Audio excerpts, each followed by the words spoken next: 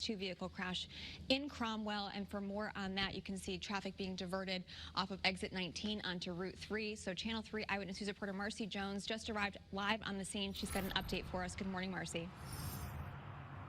Good morning, Kate. Well, as you can see behind me, we've got this nasty backed up traffic starting to build behind me. We're told that this was a serious wrong-way driver collision and involves two vehicles. Now, according to Connecticut State Police, this crash took place just before 1 this morning when a driver on Route 9 was traveling northbound in the southbound lanes. EMS as well as fire crews responded to the two-vehicle crash in the area of exit 18. Serious injuries have been reported, but no specific details have been released at this time.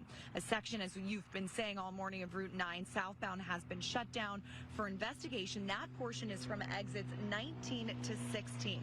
Now, drivers are obviously advised to use alternate routes. Of course, stay with us on air, online, and on the Channel 3 app for more. Back to you.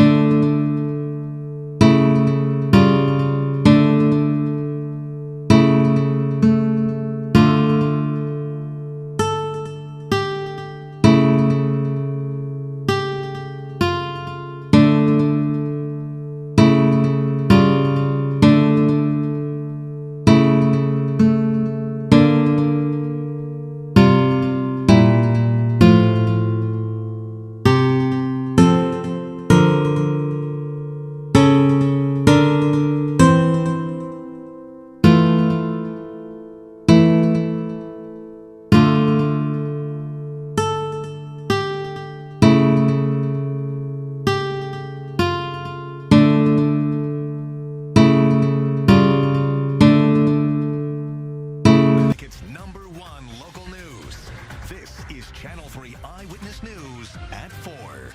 Hi, everybody. Thanks for joining us right now at 4 o'clock. First up for you today, a state in mourning.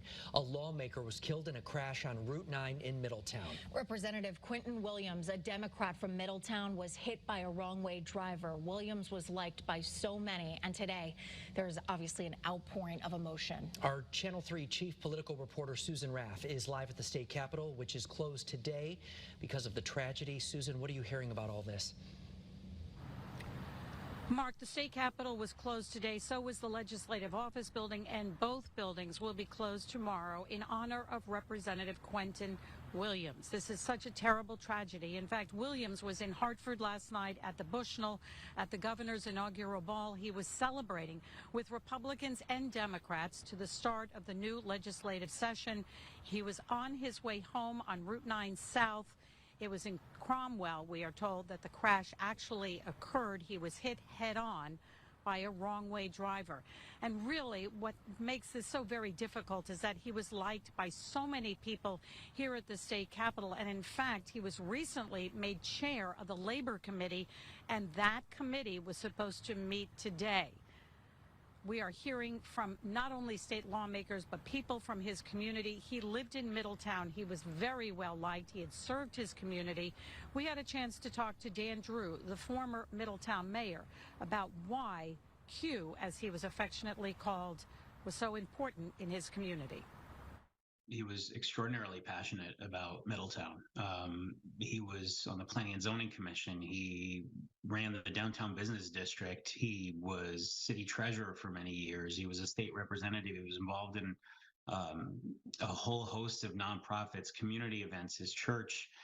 This is somebody who cared deeply every day for his community and for the people in it. Everyone seems to be deeply touched by this, the governor, Middletown leaders especially, and certainly his colleagues here at the state capitol. And coming up on Eyewitness News at 6, you'll hear from some of those in his community, including his own pastor and those closest to him, on what he meant to that particular community and about a special ceremony which is going to be held tomorrow in Middletown. For now, we are live at the state capitol in Hartford. Everyone in Middletown, people across the state of Connecticut, a larger-than-life character. Wednesday's scene from the Capitol marked a fresh start. Now its doors are shut, flags at half-staff, as the state mourns the loss of Representative Quentin Williams. My last conversation at the inaugural ball was with Q last night.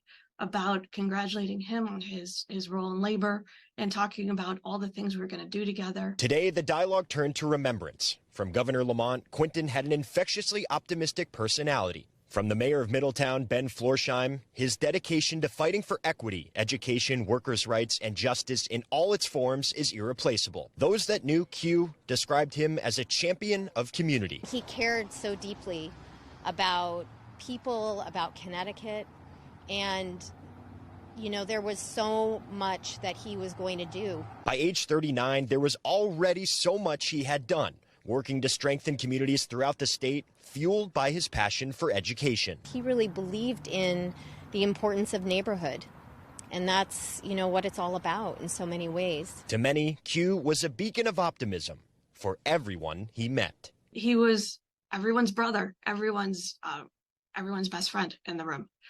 He was always just there for us. Well, Brenna, Jen, State Police say they are not commenting on the details of the crash, but they did say last year was the deadliest year for wrong-way crashes, and this year is starting off no different. And to know that Quinton Williams was involved has been tough to swallow for everyone. We're building the technology that is literally helping us reach the stars, and we're able to do this right here in Middletown. This was 39-year-old Quinton Williams speaking at Vinyl Tech High School just a few months ago, expressing his excitement over money that will be used for a manufacturing program at Tunxus and Middlesex community colleges. A close friend of his, Kim Hogan, says Williams loved education. To be able to educate students here in our town, in our city of Middletown, and be able to have them get full employment immediately after a certificate program, just enlightened him. Williams' life cut short when state police say he was driving in the left lane of the southbound side of Route 9 in the area of the Exit 18 on-ramp. All of a sudden, they say a second car, driven by 27-year-old Kamid Mustafaj of Manchester, was driving north in the southbound lane, crashing into Williams, killing both instantly. Records show Mustafaj had outstanding criminal charges ranging from assault to disorderly conduct. Oftentimes, we know the hours are between 11 p.m. and 3 a.m., so we often find operators who are under the influence. Sergeant Jeltma advising drivers if you are traveling within that time frame to use the right or center lanes, as wrong-way drivers tend to believe the left lane is the right lane since they are traveling the wrong way. Williams' sudden death becoming tough news to digest as reactions pour in from those he knew.